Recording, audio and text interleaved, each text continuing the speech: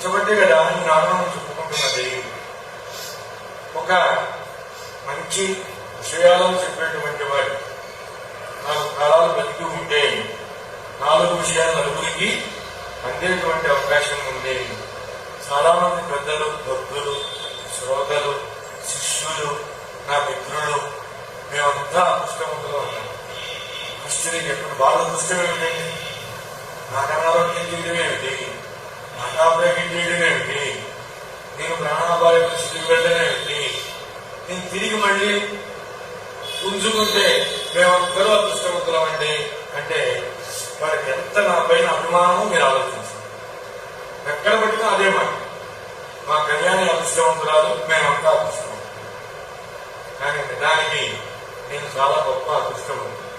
ఎందుకని మళ్లీ చెప్పుకునే భాగ్యం. శారీరకంగా బలం తగ్గింది, 10 కేజీలు కూడా మోయకూడదు. కానీ వాగ్బలాన్ని కూడా తీసేస్తే భగవంతుడికి ఎందుకంటే ఆ బతుకు. అలాంటిది కాకుండా వాక్కుకు మాత్రం మంచి పటుత్వాన్ని పటిమను ఇచ్చాడు. అందుకు శ్రీకృష్ణ పరమాత్మకు నేను శతసహస్ర వందనాలు సమర్పించుకుంటున్నాను. మృత్యుంజయుడైనటువంటి మహానుభావుడు మన పరమేశ్వరుడు, ఆయన కూడా నన్ను బాసటగా ఉండి నిలిచి నాకు ఏ రకమైన ప్రాణాపాయం కలగకుండా చేసి నన్ను కూడా మృత్యుంజయుడికి అనేట్లుగా చేసేటువంటి మా పరమేశ్వరుడికి నమస్కారం. మళ్ళీ ఇంత జరిగిన తర్వాత మేధశక్తి అటు ఇటు పోకుండా ఆ శక్తిని మళ్లీ పరిపూర్ణంగా నింపి నాకు ఇచ్చిన గాయత్రి మాతకు నమస్కారం. మరి సమస్తమైనటువంటి దివ్య శక్తులు కలిగి ఏమాత్రము ఎవ్వరికీ కూడా తన దివ్యత్వాన్ని చూపించని వాడు అంత తొందరగా ఆయన అనుగ్రహం లభించడం అంటే అసాధ్యం. ఆయన దత్తాత్రేయుడు. ఆ దత్తాత్రేయులకు, లక్ష్మీనారాయణులకు ఒకడేమిటి, అందరికీ కూడా కృతజ్ఞతా పురస్సరంగా ఒక్కసారి చేతులు జోడించి అత్యామూర్తులందరికీ నేను ప్రణమిల్లుతూ మీ అందరికీ కూడా శ్రీ విశ్వావసనామ సంవత్సర శుభాకాంక్షల్ని తెలియజేస్తూ ప్రవచనంలోకి అడుగు పెడుతున్నాం. ఇవాళ ప్రవచనం చాలా తక్కువ సమయం మాత్రమే ఉంటుంది. తర్వాత మనం పంచాంగ పఠనంలోకి, పంచాంగ ప్రవచనంలోకి మనం ప్రవేశించబోతున్నాం. నిన్నటి రోజున హనుమాన్ మండోదరిని చూశాడు. చూసి సీతమ్మ అనుకున్నాడు. ఆమె నిజంగా సీతమ్మ లాగానే ఉంది, సౌందర్యంలో గాని రూపంలో గాని అన్ని విధాలా సీతమ్మే అనుకుని ఆనందం తట్టుకోలేకపోయాడు, హర్షాన్ని పట్టలేకపోయాడు. వానర చేష్టలు ఏవైతే ఉన్నాయో అన్నీ చేశాడు మహానుభావుడు. సరే, ఎందుకు చేశాడు ఏమిటి ఈ అంశాన్ని మనం సూక్ష్మంగా చెప్పుకున్నాం. అయిపోయింది. అంటే రావణుడు ఎంత గొప్పవాడు అంటే అంత గొప్ప తత్వవేత్త, జ్ఞాని అయినటువంటి హనుమంతుణ్ణి కూడా పొరపాటు పడేట్టుగా చేశాడు. ఆయన చేశాడంటే ఎవడెవరు ఏ ప్రదేశం నుండి ఉంటాడో వాడి లక్షణాలు ఆ ప్రదేశానికి పడతాయి. అందులో ఇప్పుడు రాదు ఏమవుతుందండి, తప్పనిసరిగా ఆ లక్షణాలేవో ఆ ప్రదేశం మొత్తం మీద ఉంటాయి. దానివల్ల ఏం కలిగింది అంటే సత్యమునందు అసత్యం కన్నా అసత్యమునందు సత్యభ్రాంతి కలిగింది. ఎవరికి? జ్ఞాని అయినటువంటి హనుమంతుడు. సత్యమునందు అసత్యభ్రాంతి లేదు. సీతమ్మను చూసి కాదు అనుకోవాలి, కానీ సీతను కాని ఒక స్త్రీని చూసి సీత అనుకున్నాడు, ఆనందపడ్డాడు, గందరగోళం చూశాడు, అంతా అయిపోయింది, ఆలోచించడం మొదలుపెట్టాడు. మనం పొరపాటు పడతాం జీవితంలో. మనం అందరం చాలా గొప్పవాళ్ళమని ఎవ్వళ్ళం అనుకోకూడదండి. ఎవ్వళ్ళం దయచేసి అనుకోకూడదు. మనం ఎవ్వళ్ళం గొప్పవాళ్ళము కాదుగాక కాదు.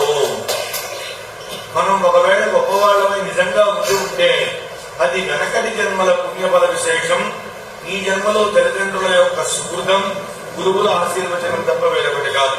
కానీ చూసుకుంటే 90% గొప్పగా వచ్చు, 10% అన్నా ఉంటుంది, కానీ 1% అన్నా కనీసం. కానీ మనం యాక్సెప్ట్ చెయ్యాలి. ఇంత పెద్ద మహానుభావుడైన హనుమాన్ ఆమె సీత కాదు, సీత కాని విషయంలో సీత అనుకున్నాడు. కానీ ఇప్పుడు తాను పొరపాటు పడ్డాను అని తెలుసుకున్నాడు. సీతా విరహంతో రాముడు అంత దుఃఖాక్రాంతుడై ఉంటే రామ వియోగంలో ఉన్న సీత ఎలా ఉండాలి, ఎలా ఉంటుంది? మొదటి ఆలోచన ఎలా ఉంటుంది? దుఃఖపడుతూ ఉంటుంది. ఎలా ఉంటుంది? ఆహారం తీసుకోదు. ఎలా ఉంటుంది? కొత్త కొత్త వస్త్రాలు, పట్టు వస్త్రాలు ఏవి కూడా ధరించదు. ఈవిడ ఎలా ఉంది? ఆనందంగా ఉంది. హ్యాపీగా భోజనం చేసింది, పట్టు చీరలు కట్టుకుంది, ఆభరణాలు పెట్టుకుంది.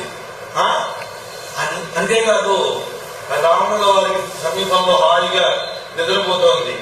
ఇది సంభవమేనా? ఇది ఆలోచన.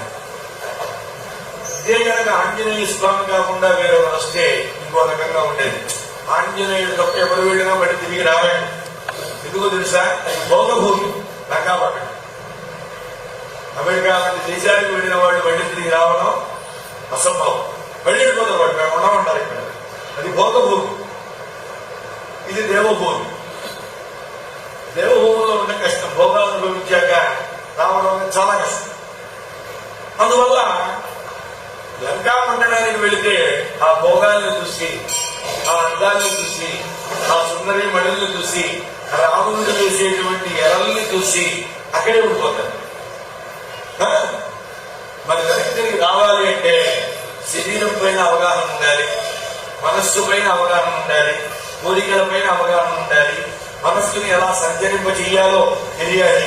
ఇన్ని లక్షణాలు ఉన్నాయి. ఇవి ఎవరికి తెలుస్తాయి అంటే జితేంద్రుడైనటువంటి ఆచార్యులకే తెలుస్తాయి. అంత గొప్ప ఆచార్య స్థానంలో ఉన్నటువంటి హనుమంతుడు కూడా పొరపాటు పడ్డాడు అంటే దానికి కారణం వాడి పరిపాలనా విధానంలో వారు ఉండటం వల్ల జరిగిన చిన్న పొరపాటు. అలా జరుగుతాయి అనుకోవాలి, దొరికింది తీరతాయి.